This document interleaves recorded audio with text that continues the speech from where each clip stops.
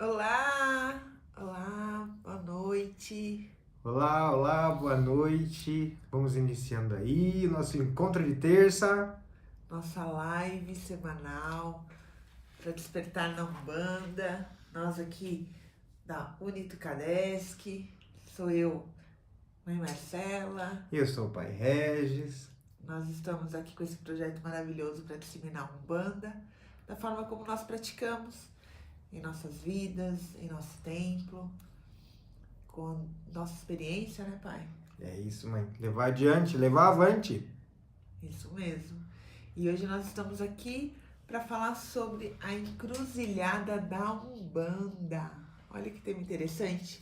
A gente escolheu esse tema para poder estar compartilhando com vocês, partilhando com vocês, aprendendo também, todos vocês que vão deixar os seus recados para a gente no direct, que vão mandar para a gente suas mensagens no Messenger. Hoje a gente vai estar desativando os comentários, né, pai? Isso, hoje os comentários vão estar desativados e a gente vai realizar essa troca através das mensagens que vão enviar para nós, né, mãe? Isso, e a gente espera muito que vocês enviem, que vocês se inscrevam no nosso canal, que é no YouTube. Qual que é o canal mesmo, pai? Unitucadesc. Isso, e também temos no Facebook, também estamos no Instagram. Pode falar o nome das mídias, pai? Isso, estamos nessas três mídias aí principalmente, não é? E com todas as mídias aí desenvolvendo e reproduzindo nossos conteúdos. Isso mesmo. E hoje a gente está num lugar especial, que é o nosso cantinho do nosso coração, que é o nosso templo. E a gente está fazendo hoje a nossa live daqui, para compartilhar e receber vocês em nossa casa. Então, aceitem como se vocês estivessem aqui com a gente nesse momento, partilhando e também participando da nossa oração. Porque nós sempre começamos as nossas lives com as nossas orações, para a gente poder pedir tudo de melhor, os melhores espíritos, as melhores falanges, as melhores vibrações rodeando a gente, para que vocês aí na casa de vocês, onde vocês estejam assistindo a gente, vocês recebam também uma centelha, um pouquinho dessa vibração. Aí oração com o Pai. Então vamos juntos, vamos fazer uma oração para iniciar essa nossa live de terça. Que alegria! Vamos elevar o nosso pensamento aí, meu irmão, minha irmã. Vamos colocar nosso pensamento ao alto, pedir ao Oxalá que nos traga clareza, paz, saúde, harmonia, para que a gente consiga professar nossa fé com esperança e amor. Vamos elevando também o nosso pensamento a todos aqueles irmãos do plano espiritual que nos auxiliam, a todas as nossas entidades, nossos caboclos, preto velhos, nossas crianças, e a todas as nossas entidades trabalhadoras na Umbanda que possam abençoar esse momento. Não vamos esquecer também que as nossas guarnições estejam em pé e a gente esteja aí protegido para seguir avante os nossos passos na nossa caminhada. Axé. Axé, que assim seja. E hoje, falando sobre a encruzilhada da Umbanda, a gente quer compartilhar um pouquinho com vocês sobre isso, né? Todo mundo que vem nos acompanhando, a gente já vem falando sobre a Umbanda, que nós praticamos. A gente já manifestou para todos vocês que não estamos aqui para falar uma verdade única, exclusiva, essa é a Umbanda que tem que ser praticada. Não. Na verdade, a gente acredita que semelhante atrai semelhante. Então, se a sua casa é praticada de outra forma, a Umbanda, se para você tá tudo bem, se a Umbanda que é praticada lá está de acordo com a lei dos homens, está de acordo com a moral, com os bons costumes, tá ótimo. Essa é a Umbanda que tem que ser praticada. A Umbanda, ela tem que falar sobre o amor de Cristo. Por quê? Porque nós somos cristãos. Então, a Umbanda é cristã. Quando o caboclo das Sete Encruzilhadas veio e pediu para que a gente, a partir daquele 15 de novembro, praticasse a Umbanda em acordo com os ensinamentos dele, foi orientado para que a gente pudesse seguir as orientações de Cristo. Então, é muito importante para a gente que segue a Umbanda da forma como a gente pratica, e a gente não está aqui para falar que nossa verdade é a única verdade do mundo. É muito importante observar isso. As palavras de Cristo, o cristianismo e as verdades que a gente pratica no dia a dia e que a gente busca para a nossa melhoria, para o nosso refinamento espiritual, para a nossa evolução. Então a Umbanda, ela vem nos ajudar a praticar a nossa evolução e para que a gente possa crescer na espiritualidade, né, Pai? Para que a gente possa seguir nessa trilha da evolução, né? É isso aí. Essa é a ideia, né? Essa é a ideia da gente permanecer aqui na Terra, fazendo de cada dia um dia melhor. De cada dia um dia em que a gente tem a oportunidade ou de receber um aprendizado, ou de ensinar alguma coisa a alguém, compartilhar algo, né? Se sentir bem por realizar aquilo que faz. A gente, quando está falando da prática da espiritualidade, quando a gente está falando de evolução, isso precisa ser prazeroso, né? Isso precisa ser bom, isso não pode ser efetivamente uma obrigação. Porque quando a gente vai falar de encruzilhada, a ideia de alguns irmãos que já estão na nossa fé, já imaginam um ponto de força, né, mãe? Já imaginam um ponto de força que é dizer, olha, nossa, o tema de hoje vai falar da encruza e o negócio vai ficar. A gente vai te convidar para observar a encruza sobre a encruzilhada da Umbanda sobre um outro enfoque, né, mãe? Observando aí aquela coisa da decisão, o momento em que a gente para e tem que tomar uma decisão. Porque me parece que todos nós que vivemos próximos à espiritualidade recebemos um chamado, não é assim? Sempre. Sempre quando a gente busca a religiosidade como algo muito importante, como sendo uma das fatias mais importantes das nossas vidas, é porque a gente recebe um chamado. E não são todas as pessoas que têm esse chamado, pessoal. Então a gente precisa ter essa consciência também. Não é porque o irmão ou a irmã, ou mesmo nosso parente, ou um amigo próximo, ou até a nossa esposa, ou nosso marido, né, não faz parte disso, eles estão errados. Na verdade, cada um é dado um chamado e cada um é dado um momento. Então, fiquem tranquilos, respeite o momento do próximo e segue a sua caminhada, a sua jornada para você alcançar a sua evolução, o seu refinamento, a sua melhoria. Não somos perfeitos, né, Pai? Queríamos muito ser santos e perfeitos, mas não somos. Somos pessoas normais, assim como você, de carne e osso, com desejos, com sonhos, com defeitos, com características boas e algumas não tão boas. Mas estamos em busca da evolução. Esse é o nosso objetivo, buscar a melhoria. Eu vejo a senhora falando sobre a chegada e lembro que na chegada a gente sempre tem uma pergunta muito grande, né? Quando a gente chega perto da espiritualidade, seja por ter sido convidado, seja por participar de algum trabalho, ou ter chegado a um templo por conta de uma necessidade, às vezes a gente busca respostas, né? É muito comum que as pessoas se encontrem em encruzilhadas na vida, precisando de respostas, precisando entender o que está ocorrendo, né? E aí são várias as situações. Aquele que perde um ente querido fica com uma pergunta, não é? Como é que eu vou daqui para diante sem esse ente querido? Aquele que fez um planejamento para a vida e de repente o planejamento muda, fica com uma pergunta também, não é? Como é que eu lido com isso, com uma mudança drástica, por exemplo, ter que ir para o outro lado do Brasil agora recomeçar minha vida porque a minha empresa me mandou para lá, não é? Às vezes as pessoas têm uma grande amizade e essa amizade é ceifada e elas ficam com essas perguntas, elas vão procurar um templo. Quando elas chegam num templo, elas se encantam, observam todo esse contexto que envolve o trabalho mediúnico e aí surge a pergunta, eu devo entrar nisso? Eu devo dar um passo no sentido de conhecer melhor a Umbanda? Né? Essa pergunta que acomete a grande maioria das pessoas que chegam nos nossos tempos. Você já viu as pessoas fazendo essas perguntas? Já, muito. Pessoas perguntam se é o momento de entrar, se esse é o local correto, o que é Umbanda, né? Será que a Umbanda é isso que eu vejo, que só lida com os espíritos? Como é que é tudo isso? Então, essa é a encruzilhada da Umbanda. Essa é uma das encruzilhadas que a gente encontra na Umbanda, né? A encruzilhada de estar no caminho e ir para o outro, de repente. São várias as opções que você tem, meu irmão, minha irmã, na vida. Então, a encruzilhada é exatamente isso, tomar decisões. Se você vai para a direita, para a esquerda, avante. Se você dá um passinho atrás para dar alguns outros para frente, esse é o ponto. Mas a gente vai fazer um convite para você. Ao invés de você construir essa pergunta, será que eu devo entrar nisso? Eu te convido a conhecer um pouco mais da Umbanda e deixar ela entrar em você. Deixa ela fazer parte do teu coração, da tua mente, da tua construção.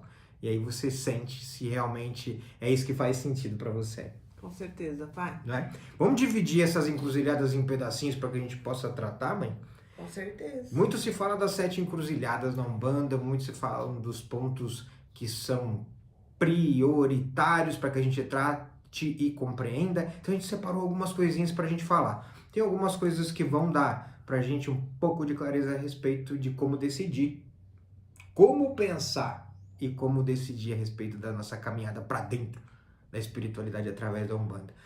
Uma das coisas que norteia a prática da Umbanda já há alguns anos e que a gente vê como uma prática não muito adequada, né, mãe? Isso é como a mãe Marcela acabou de dizer. Essa não é uma verdade única, nós não estamos falando em nome da Umbanda, nós estamos falando aqui em nome daquilo que nós praticamos, aprendemos e recebemos da influência dos nossos mentores, nosso amado capitão, nossa amada baiana das 7 saias, e assim a gente vai levando a nossa caminhada, a gente vai levando o aprendizado junto com você também, meu irmão, minha irmã. E uma delas é a teoria do medo. Um dos pontos, uma das encruzilhadas é a teoria do medo. E a teoria do medo é aquele ponto em que a gente não entende muito positivo, que é quando um sacerdote, uma sacerdotisa angaria, traz pessoas para dentro da religião dizendo o seguinte: se você não tratar da sua espiritualidade, se você não cuidar, e já deixa a pessoa ali sem resposta. Já conduz ela para dentro da nossa fé, movida pela teoria do medo, né? E isso vai se dividindo também, né, mãe? Porque às vezes tem atos internos, como por exemplo, se você não fizer a sua firmeza, se você não tratar, se você não dar tempo dedicado a isso, se você vai aonde? Qual é a consequência? Sim. Qual é a consequência? Sem resposta a gente fica voando. Infelizmente a gente tem encontrado muitos sacerdotes e sacerdotisas que estão ainda em processo de evolução também, né? Então, muitas vezes não estão preparados para poder estar orientando, né? Seus filhos, suas casas.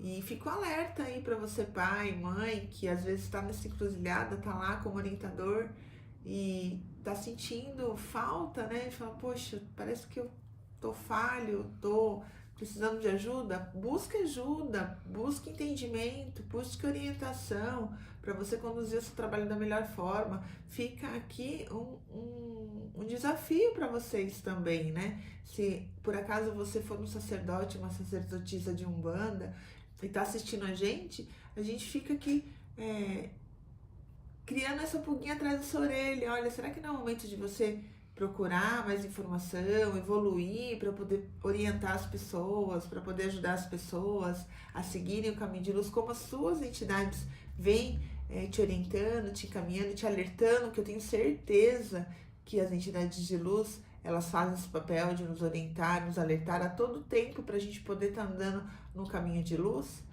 Então fica também essa pulguinha atrás da sua orelha, né? Fica esse desafio. Porque assim, a teoria do medo, ela só vai trazer mais medo e ela só vai atrair mais medo, tanto para quem emite essa energia quanto para quem recebe. Então assim, será que eu só preciso fazer algo porque eu vou ter medo de encontrar com um obsessor? Eu vou ter medo do Exu? As pessoas usam muito a figura do Exu como se fosse uma figura demoníaca que vai estar te pegando, que vai estar te dando uma surra, ou o próprio Orixá. A gente ouve muito, gente que está dentro da religião e conhece muitos sacerdotes, muitas casas, muitos irmãos, graças a nosso pai Oxalá. A gente vê que infelizmente existem muitas pessoas que têm medo de tomar surra, né, do Orixá, tem medo ou já acreditam que estão passando por esse processo de surra do Orixá. Eu tô levando uma surra do Orixá porque tá tudo errado na minha vida, porque nada tá dando certo. Então, ou eu tenho que vestir branco, ou eu tenho que fazer isso, ou senão eu vou ficar com essa vida que eu tenho, essa vida ruim, essa vida cheia de problemas. Não prospera, né, mãe? Eu acho que a gente tá na hora da gente refletir sobre o ponto de que a Terra passou sobre uma mudança enorme agora, há pouco tempo, nos últimos anos, e que a nós foi dada a missão de dar continuidade, porque muitos sucumbiram, muitos caíram, né? Muitos foram. Muitos se foram. Se nós ficamos por aqui, tá na hora da gente rever alguns pontos, porque é muito comum a fala de que eu tô nisso, na espiritualidade, estudando, e a minha casa, ela vive de altos e baixos, ela não prospera, meus filhos parece que não saem do lugar. Será que eles não saem do lugar, ou será que nós estamos promovendo a teoria do medo e fazendo com que o medo estagne aquela pessoa, deixe ela parada, e ela tem medo de dar o próximo passo? Porque se ela esquecer de fazer a firmeza de segunda-feira, a vida dela vai acabar. Então vamos substituir, né, pai, essa teoria do medo.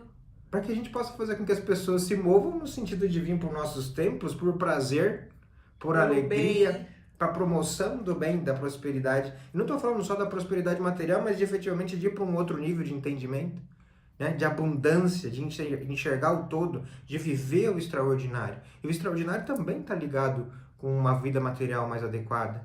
Eu tendo o que comer, eu tendo as minhas contas todas pagas, eu tendo efetivamente os meus filhos felizes estudando. E ter abundância, ter a sobra também. Eu não preciso só estar no limite do meu cartão de crédito. Por que eu não posso ter dinheiro sobrando? Por que eu tenho que viver de uma forma onde eu tenho que estar reduzindo todo mês, vivendo naquela base da escassez? Confundindo humildade efetivamente com escassez, né? E uma coisa não tem nada a ver com a outra. Então é um ponto duro, né? Esse primeiro ponto é um ponto duro, um ponto sério, um ponto de desafio não só para aqueles que querem conhecer a Umbanda, como para os filhos, assim como papai e mamãe aí também, buscar novas leituras, buscar novo horizonte, como a Marcela lançou o desafio. Recebe esse desafio, meu irmão, minha irmã. Vai buscar outra forma de observar como conduzir pessoas, como educar adultos, como dar caminho, não é? Vai por aí. Quem sabe a gente consegue se encontrar junto aí, porque a gente também está procurando. A gente não está dizendo que nós estamos prontos e lapidados. Nós também estamos procurando, por isso estamos aqui falando com vocês. Né? Esse ponto é duro. Vamos para um segundo, né, mãe? Vamos para um segundo ponto, que esse aí é meio duro, meio ardido. Mas o que a senhora acha? Fica a reflexão para todo mundo que está aí assistindo, hein, pessoal? E depois compartilha com a gente, manda mensagem pra gente no direct, manda mensagem pra gente nos comentários dos vídeos que depois vai ficar aberto, né? Vai. Pra gente poder estar conversando, compartilhando e aprendendo juntos. Com essa provocação que a senhora fez, mãe, eu vou até deixar aqui nos comentários dessa live 2 vídeos que foram objeto do Café com Umbanda. Um dia nós falamos sobre os medos e os medos que nos estagnam, né? E outro dia nós falamos dos seus valores também. O que te move para o templo, o que te move para o crescimento. Então eu vou deixar aqui o link para que a gente também consiga aprofundar mais nesses temas por lá. Já ajuda aí na pesquisa, não é verdade? Vamos adiante? Vamos adiante. Então o segundo ponto seria: a Umbanda é religião ou oráculo? E às vezes, na manhã, a pessoa acaba encontrando nossa fala e diz o seguinte: mas o que você quer dizer com oráculo? Né? Porque tem pessoas que não sabem o que é oráculo, né? Então vamos ser verdadeiros, vamos dizer que tem uma grande massa que talvez não saiba do que a gente está falando. Né? O oráculo é aquela forma de receber as respostas, é isso, mãe? A forma que a gente tem de receber as respostas através de instrumentos. Né? Através de instrumentos materiais. Então a gente tem lá, exemplo da senhora, efetivamente, que faz uso do baralho cigano para promoção. Que eu amo. Não é isso? Por sinal. Das respostas que as pessoas buscam, né? E aí a gente está diferente de um trabalho de manifestação espiritual para promoção da cura, né? Como a mãe sempre diz aqui, eu vejo ela falando que isso também pode ser terapêutico. O oráculo também pode ser terapêutico, né? Mas aí é uma outra instância, são pessoas preparadas para poder fazer uso efetivamente dessa orientação. Sim. Nós temos outros oráculos, né? Temos oráculos milenares, como a leitura da borra do café. Temos oráculos como o próprio a leitura tarô. da mão também. Exatamente, a leitura das mãos. Os búzios, tão famosos. Os né? búzios, Os tá búzios. na moda. Exatamente, outros vários, né? Outros vários oráculos usando elementos para que a gente possa obter confirmação. Isso é uma prática milenar, né? Culturalmente disseminada em várias regiões, e que as pessoas sempre vão buscar. Reis já foram buscar oráculos para decidir se entravam em confusões ou não nos séculos passados. A Bíblia, né? A Bíblia mesmo, lá no Antigo Testamento, na parte de Êxodo, lá no final fala sobre oráculos, fala sobre reis que iam buscar adivinhações juntos aos espíritos, a necromancia também. Então veja só, a gente precisa separar aí esse momento, porque é o momento em que eu estou indo buscar a satisfação de uma vontade minha. É um desejo. Vamos separar necessidade de desejo, né?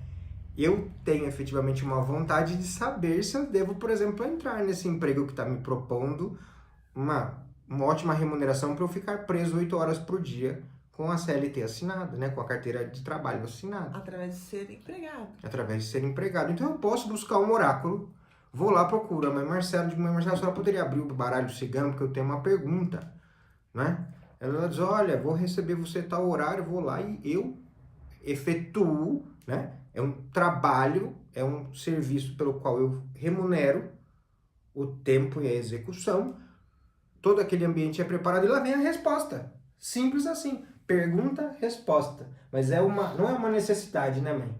É uma vontade, é um desejo que eu tenho de obter aquela resposta. Então eu me movimento no sentido de obter uma resposta. Eu me movimento nesse sentido. Não é uma cura, né, pai? Quando a gente fala, acho que necessidade não é a palavra ideal.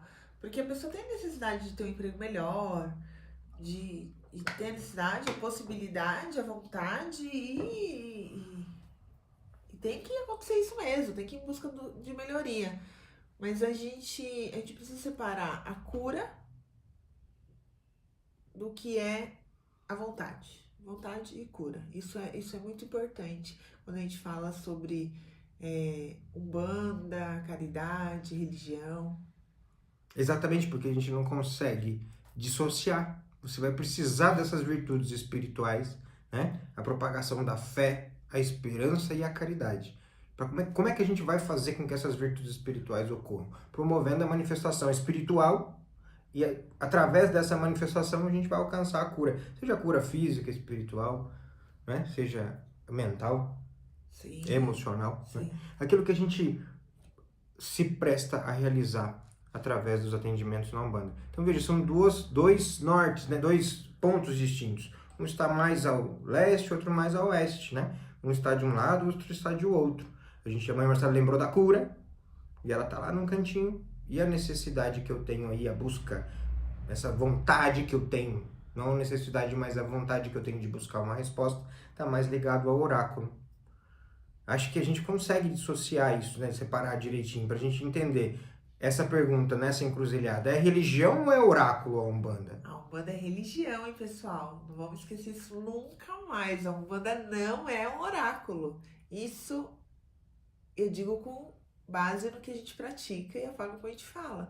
A gente percebe que hoje no mundo totalmente virtual e nesse mundo totalmente universalista, existe Umbanda de tudo que é forma.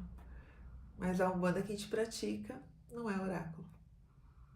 É isso aí, a gente precisa dessa dissociação para que a gente saiba. Eu até faço sempre, quando a gente está fazendo as palestras, nós fizemos uma esse final de semana, aqui na nossa cidade, numa feira holística incrível, né? Que a gente já está sabendo que vai acontecer no próximo ano também, então já vamos se preparando, porque outubro do ano que vem tem Holistic Fair novamente. Maio também. Maio também? Que maravilha!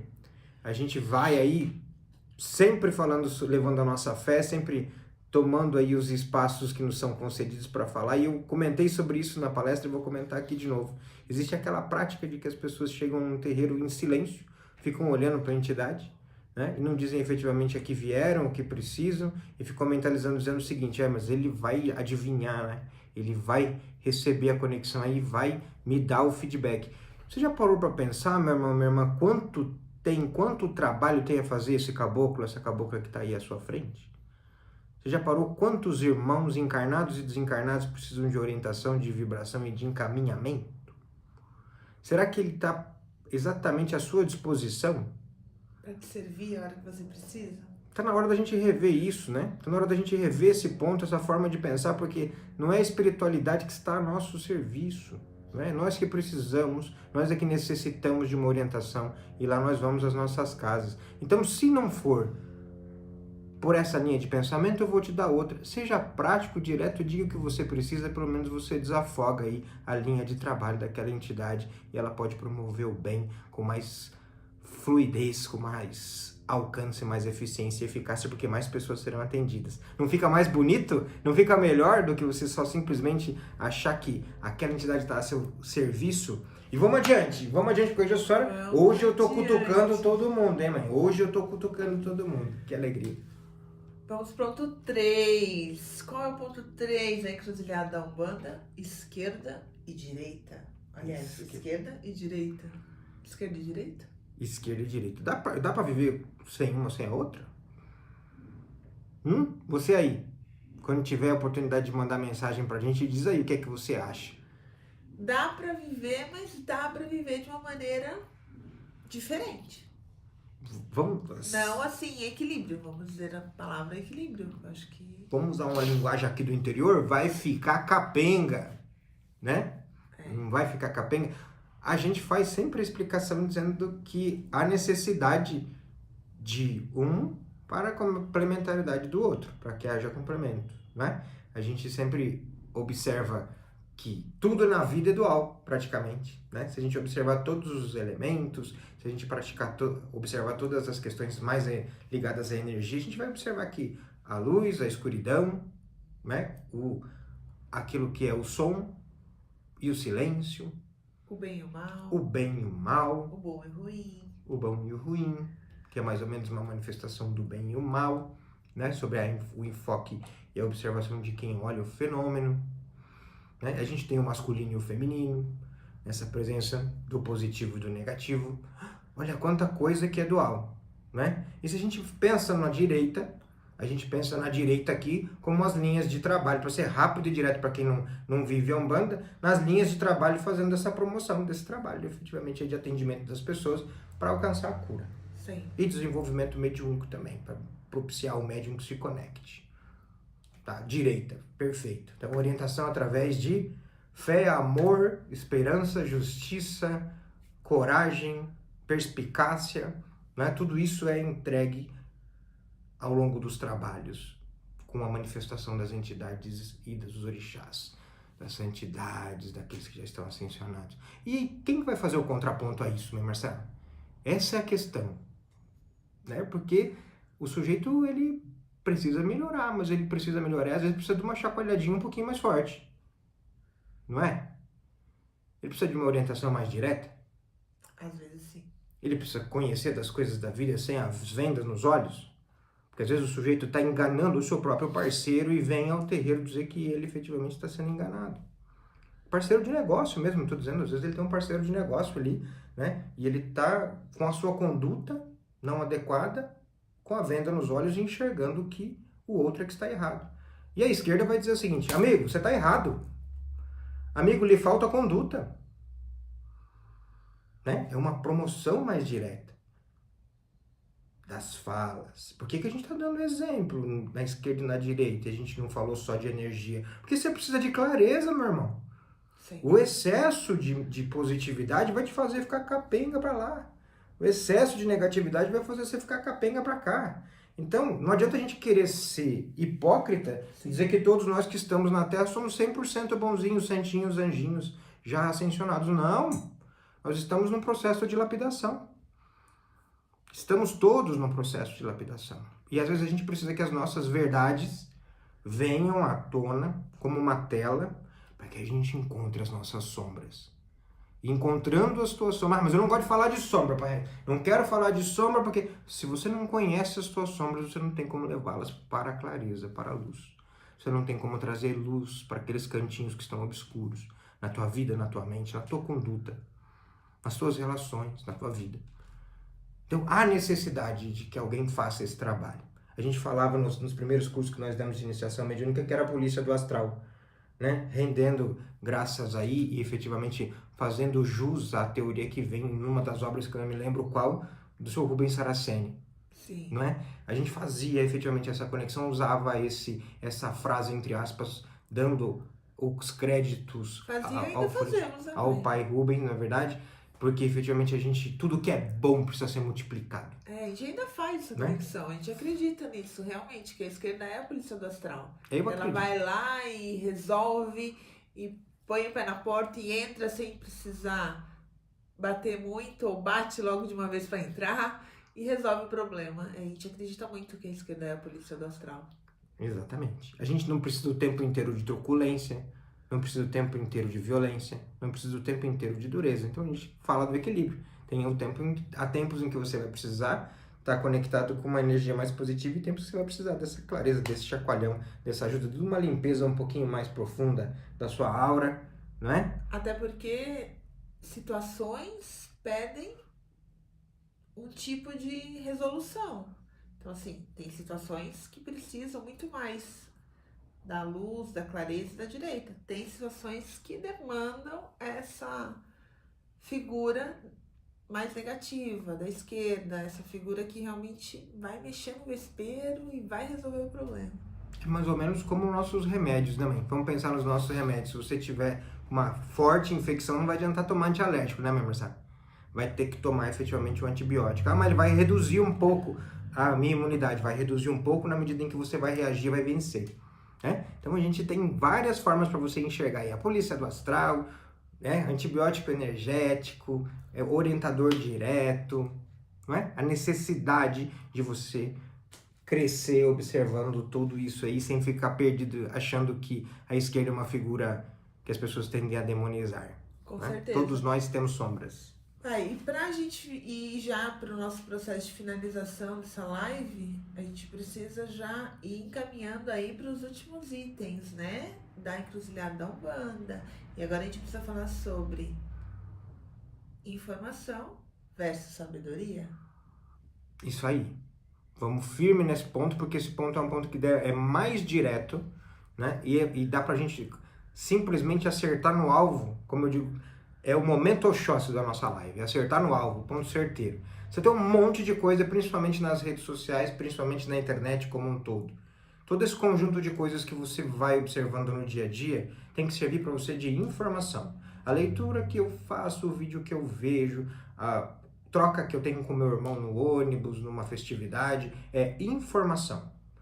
Como é que isso vai virar conhecimento, né? Vai virar conhecimento na medida em que eu pego essas informações e vou aplicando, vou exercendo a prática, trocando, perfilando, vivenciando. Não é tão assim, mas não é tão assado também, né? Mas não ou é exatamente o que foi informado. É experimentar aquelas informações, é contrapor aquelas informações com outras, né? Comparando, crescendo, anotando, gravando no teu cérebro, aí, na tua incrível memória, isso vai se transformar em conhecimento. Agora, quando que esse conhecimento, esse conjunto todo já experimentado de informação vai virar sabedoria, né, mãe? Quando a gente conseguir aplicar esse conhecimento, promovendo efetivamente a finalidade para a qual ele foi criado. Então, todo esse conhecimento, toda essa coisa que está em torno da Umbanda, o que é, Pai Regis? O pessoal diz ajudar alguém, não olhar a quem, fé, amor e caridade. O que é isso? É isso, prática do bem cura, né? Amor, esperança e fé são virtudes espirituais. Para isso você precisa desenvolver as outras, meu irmão, minha irmã, né? Paciência, coragem, justiça, astúcia e a temperança. Se você não desenvolver isso, você não vai efetivamente entender o contexto todo. Para isso, deixe a informação no lugar dela, conhecimento no lugar dele e entenda que a sabedoria só vem com o tempo. Só Nanã para nos ajudar a compreender o que é isso. Saluba, Nanã. Saluba, Nanã. Aplicar tudo isso com sabedoria e com paciência, só Nanã para nos ajudar. E para o quinto ponto, nós chegamos ao desconhecimento da história. Desconhecimento da história. Chique. Esse é um fator que a gente precisa passar, né? Precisamos passar diariamente, em todas as vezes que nós sacerdotes, sacerdotisas tivermos oportunidade de falar sobre a nossa fé, esse sacerdote pensa, divido sempre com essa sacerdotisa que está aqui comigo, ombro a ombro, da minha opinião. Nós devemos falar da nossa história.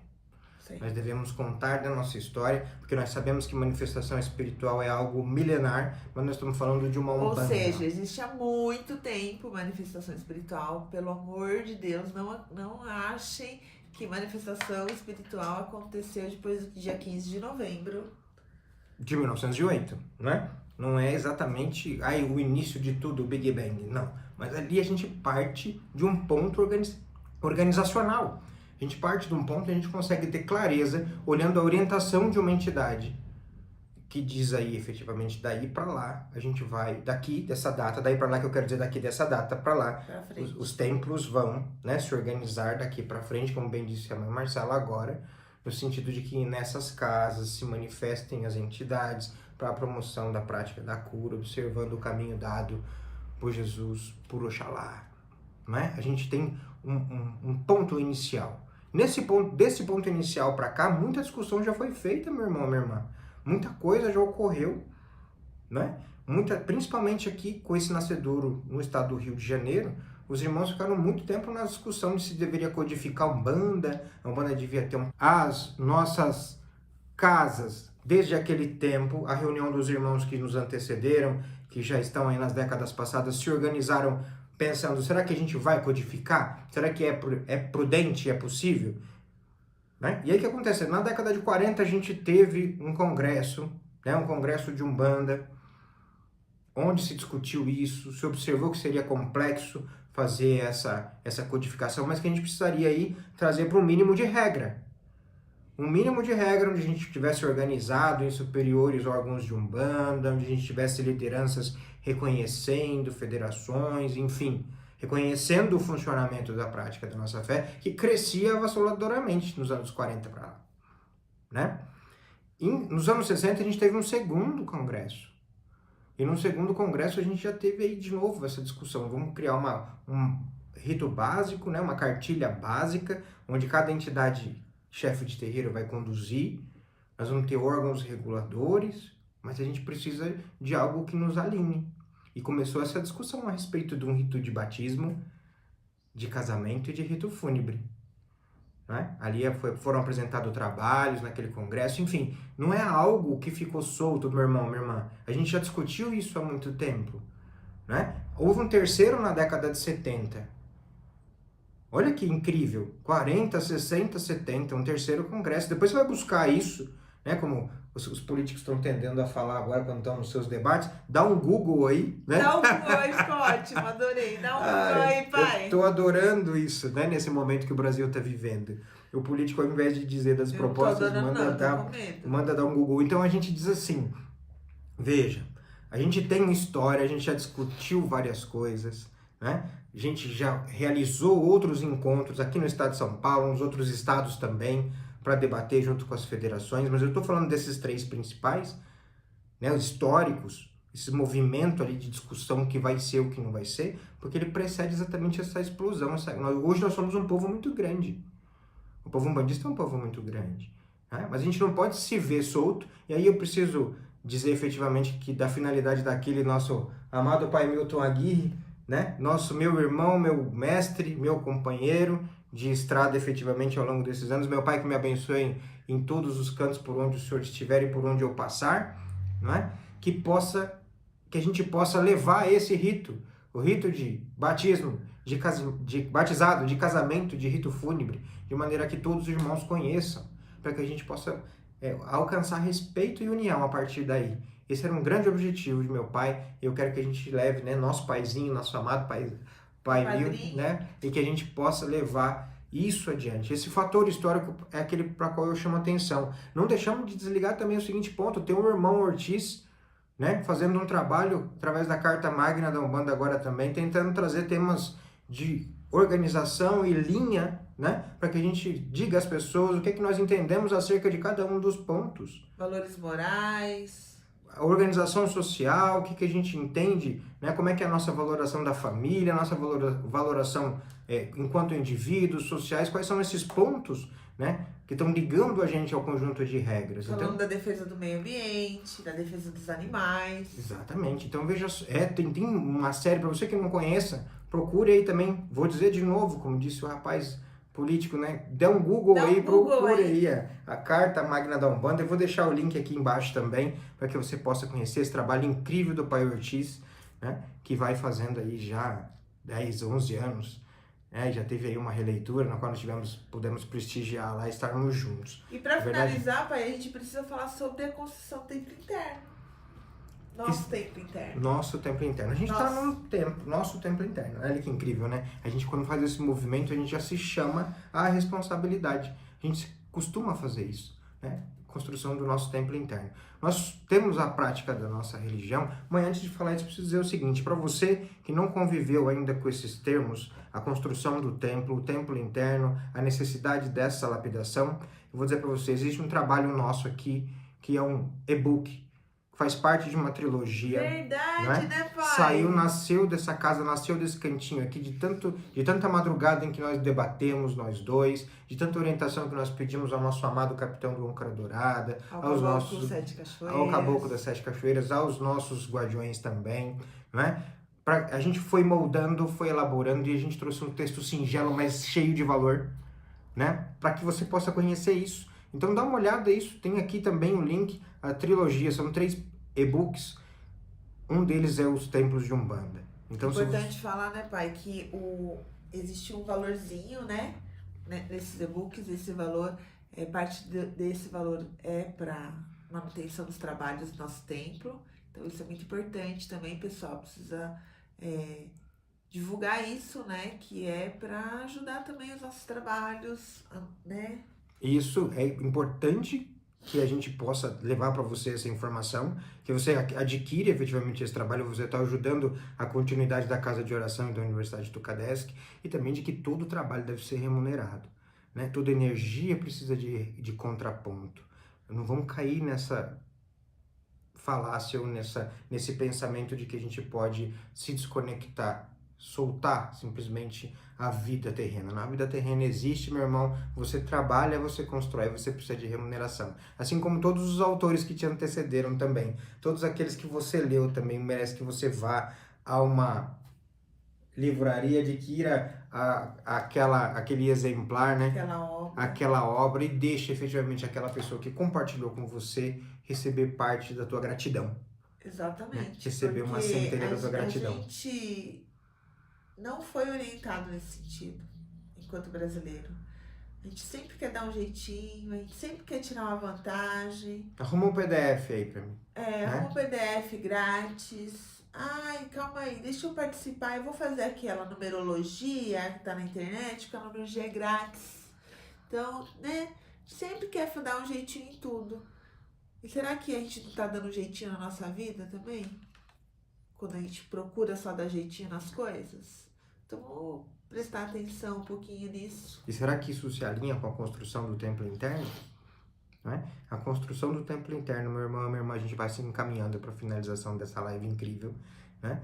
É um momento em que você consegue observar onde é que estão os teus limites, onde é que você precisa melhorar, onde é que estão as sombrinhas, e lá você vai buscar orientação para trazer luz para isso, seja na falta de informação, seja na necessidade de conhecimento, como a gente tratou aqui, seja numa alteração de conduta, seja numa alteração da forma como você enxerga o todo.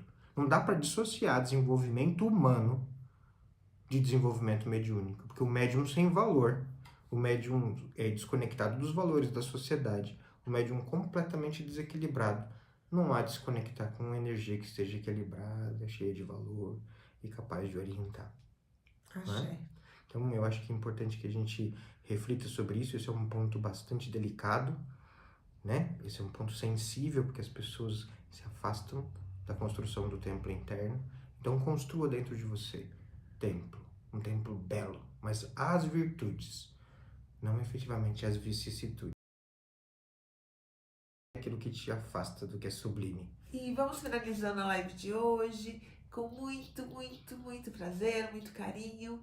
É um amor que transborda a gente estar aqui com vocês nesse momento, compartilhando com vocês tudo isso. É muito bom pra gente, muito bom pra vocês. Acredito que todos que vêm nos acompanhando têm gostado muito, porque a gente tem recebido muitos elogios. A gente tem recebido muitas pessoas que encontram a gente, param na rua e falam: ah, eu tô assistindo vocês, tô acompanhando no Instagram, acompanho vocês pelo YouTube. Então, ajude a gente a crescer o nosso canal, a crescer esse projeto de disseminação da Umbanda. Se inscrevam, compartilham, curtam. É muito importante pra gente esse engajamento de cada um de vocês. Então, sempre quando a gente mandar alguma mensagem, sempre quando a gente aparecer com novos vídeos, vai lá, curta, compartilha. E quem não tiver inscrito no canal, por favor, se inscreva para nos ajudar ao canal ter mais visibilidade e a gente poder disseminar a nossa Umbanda que a gente ama tanto. Vai lá, não deixa pra depois não. Curte, compartilha, se inscreve agora, assim você ajuda a gente também pode aumentar essa corrente do bem. Até a próxima, né? Se Deus quiser. Tchau.